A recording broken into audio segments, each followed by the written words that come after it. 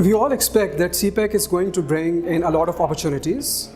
But when you look at individual businesses, you see a very few examples of how those benefits are actually translating into getting into a solid business deal.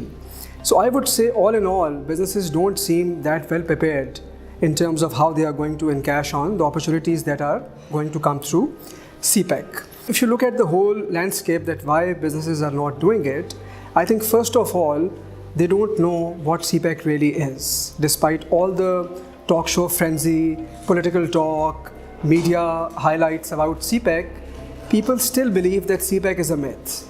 And I think that calls for a lot of responsibility on the shoulders of the government to raise awareness about what CPEC is and what can it do for the local businesses. So to me, that is the first and foremost challenge. The second is the value proposition, that once we actually get down to having a B2B partnership between Pakistani and Chinese businesses, we really need to see that what value can Pakistani businesses impart.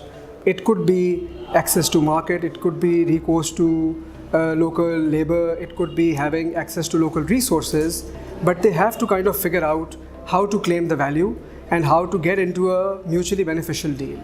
And I think that requires a lot of introspection on part of businesses. Thirdly, I think even when a deal is almost thought through, details are worked out, then I think third challenge is the business environment here and the access to labor, skilled labor. Because nobody wants to get encountered by political difficulties, bureaucratic hurdles, and that is where I believe the role of the government becomes really important, where they can help simplify the business processes and develop a very smooth interface for Chinese businesses to interact with the local industry and they feel comfortable in actually investing here.